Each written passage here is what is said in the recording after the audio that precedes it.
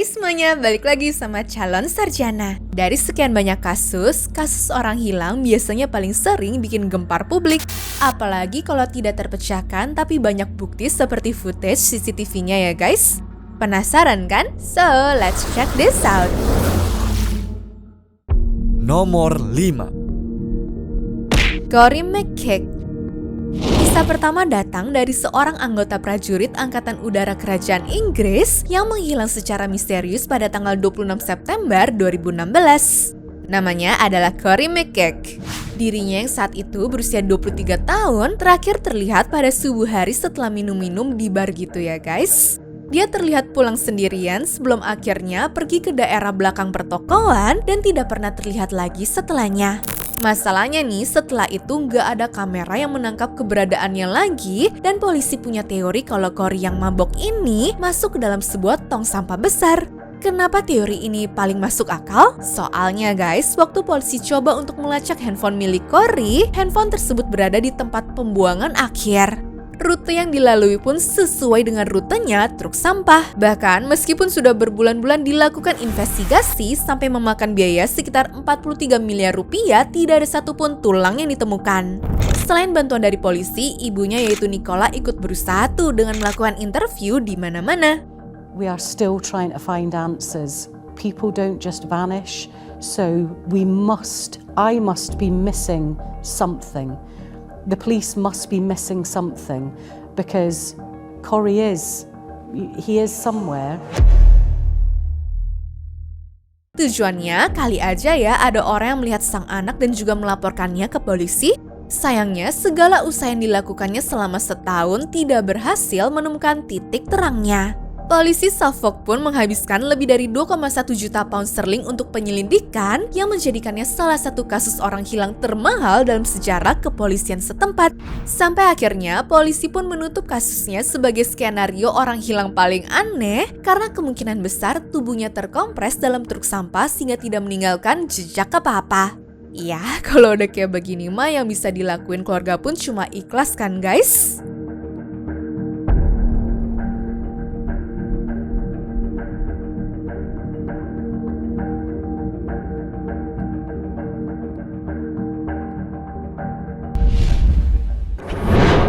Nomor 4. Susan Powell.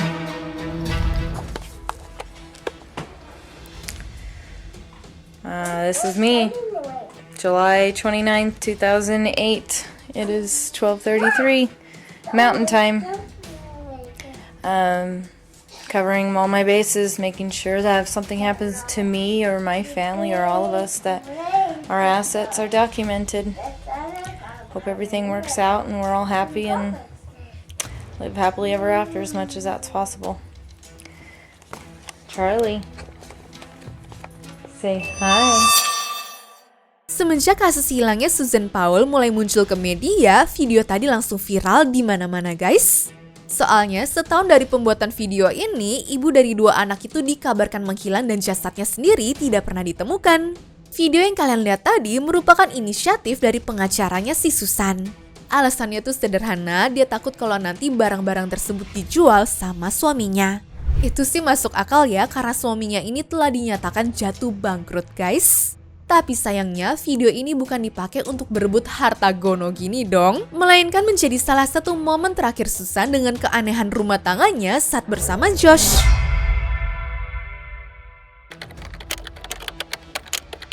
Jadi di tanggal 6 Desember 2009, Susan pergi ke gereja dengan kedua anaknya Charlie dan Brayden seperti hari Minggu biasa.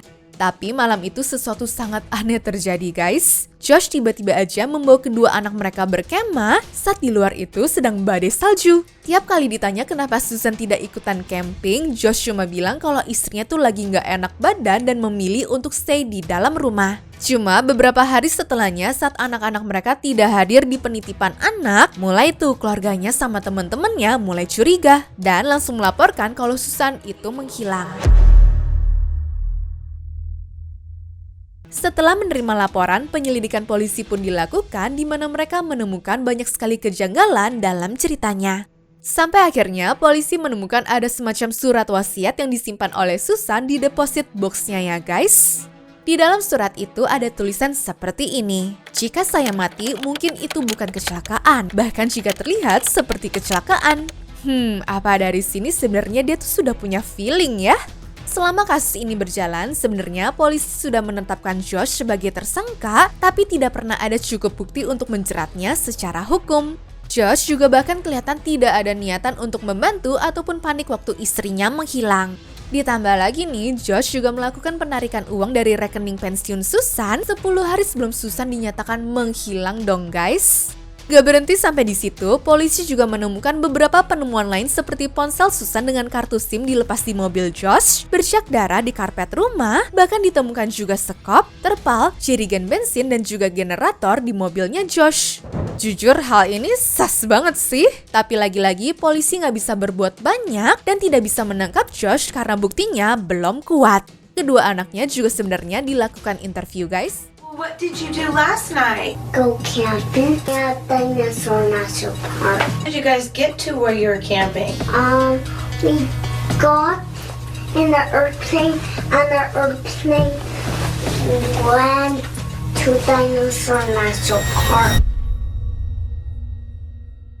Tapi jawabannya tuh ngebingungin ya. Mereka ngomong masa kalau ibunya ikut dalam perjalanan kemah, tapi juga membuat klaim aneh seperti mereka tiba di tempat perkemahan dengan pesawat terbang. Makanya gak heran dong kalau kesaksian dua anak ini gak bisa dijadikan bukti lebih lanjut. Satu-satunya yang bisa hakim lakukan adalah mencabut hak asuh kedua anaknya dari si Josh karena dia tuh dianggap berbahaya ya. Cerita ini pun berlanjut ke beberapa tahun kemudian guys. Waktu petugas sosial datang untuk berkunjung bersama dua anaknya, Josh malah menggila dengan mengunci sang petugas dari luar serta membakar satu rumahnya bersama-sama dengan anak-anaknya juga. Gila kan? Mana gak lama dari situ, kakaknya Josh yang sempat keluar masuk kantor polisi karena diduga membantu menghilangkan jasad Susan ikut bunuh diri tanpa alasan yang jelas. Iya, ujung-ujungnya pun keluarganya Susan pun yang harus berlapang dada kan? Karena meskipun polisi sudah berulang kali mencari dan juga menggali tanah yang diduga lokasi kubur jenazahnya, mereka masih belum menemukan bukti apa-apa hingga saat ini. Ya kalau menurut gue pribadi sih, apa yang dilakuin sama Josh dan juga kakaknya udah menjadi bukti yang cukup kuat sih kalau mereka itu bersalah. Kalau menurut kalian gimana? Nomor 3. Keluar bawa koper.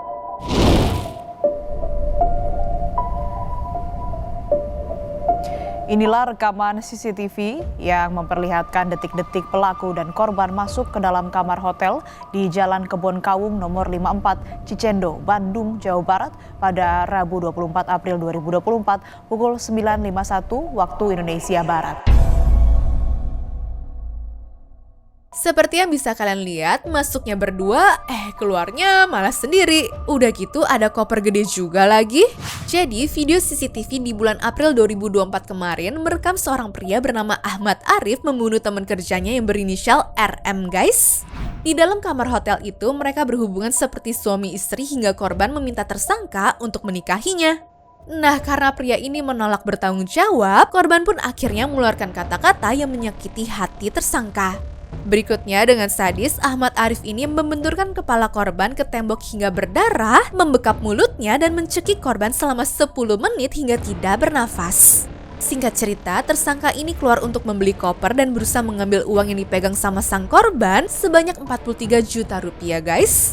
Katanya duit ini diperluin untuk si pria mengadakan resepsi sama si cewek yang sudah dinikahinya di bulan Maret kemarin. Ngeri kan? Udah playboy, gak ada duitnya, terus suka main kekerasan lagi. Beruntungnya jenazah yang dibiarkan begitu aja di dalam koper di daerah Cikarang Barat, Kabupaten Bekasi ini berhasil diidentifikasi sehingga polisi bisa buru-buru menangkap pelakunya ya guys. Bahkan katanya gak cuma Ahmad Arif doang, tapi adik kandungnya pun diringkus ke kantor polisi juga karena telah berperan dalam membantu membuang jasadnya. Nomor 2. Ember Takaro. Where are we by? We're just heading south of Beaumont, or north of Beaumont. We're heading north of Beaumont. Yo, where are we going? No, this is a... Are you f***ing kidding me?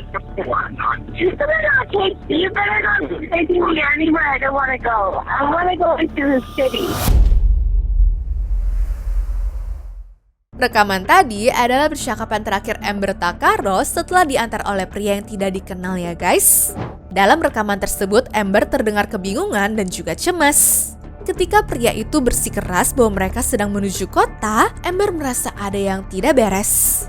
Suara pria itu terdengar palsu seolah ada kebohongan yang mengintai di balik kata-katanya. Yo, we're not going in the city, are we? We're going. No, we're not. Yes. Then where the f*** these roads going to? 50th Street. 50th Street. Are you sure? Absolutely. Yo, where are we going? 50th Street. 50th Street? 50th Street. East, right? East. Over town. Problem. Problem.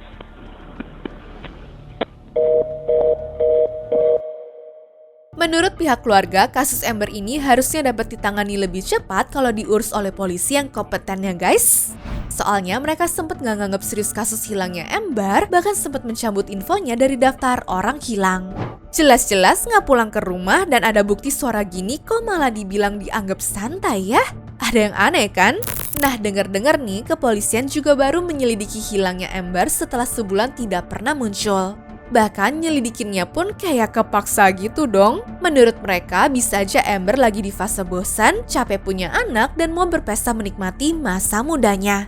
Mengejutkannya, 4 hari setelah rekaman ini dirilis, sisa-sisa tubuh Amber ditemukan di area pedesaan. Namun, siapa yang bertanggung jawab atas kematiannya Amber masih menjadi misteri hingga saat ini. Bahkan meskipun banyak lelaki yang akhirnya diperiksa sama polisi, tapi sayangnya tidak ada satupun dari mereka yang dijadikan tersangka utamanya guys. Gue juga bingung sih ya kenapa polisi kelihatan kayak pasrah banget dan bahkan gak berhasil menemuin bukti apapun.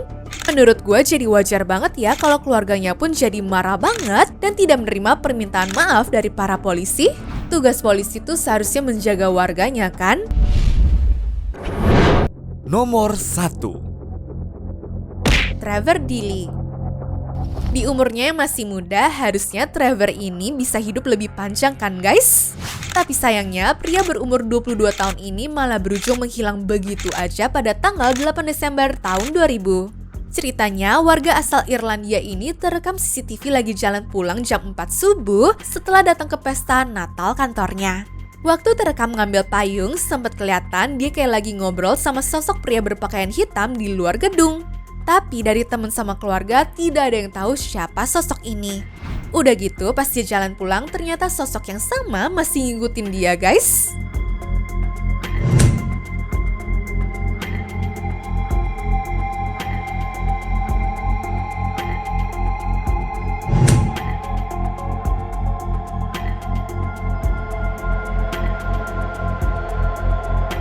Masalahnya walaupun mencurigakan, tapi karena jarak ngikutin yang terpaut 30 detik, polisi jadi nggak bisa tahu ya apakah itu pria yang sama yang tadi ngajak ngobrol atau bukan. Cuma kalau dari video tersebut, pria berpakaian hitam ini kayaknya udah jelas patut dicurigain nggak sih? Nah, pada tahun 2017, polisi melakukan pencarian di area terpencil di Chapel Lizot.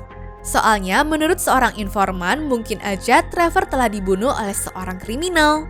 Namun lagi-lagi ya guys, pencarian tersebut tidak menghasilkan bukti yang signifikan. Kasus ini tuh masih dibuka loh sebenarnya. Soalnya pada tahun 2023 lalu, saudara Trevor sempat ngasih tahu kalau polisi sudah berhasil mengidentifikasi pria berpakaian hitam yang ada di CCTV tersebut. Dan hasilnya apa? Menurut polisi tidak ada yang mencurigakan terkait gerakan pria itu ya guys. Jadi, kemana kasih Trevor? Semoga kasusnya menemukan titik cerah deh ya, supaya keluarganya juga tidak dikasih harapan palsu terus. Anyways, cukup sampai di sini ya guys video hari ini. Sampai jumpa di video selanjutnya. Dah.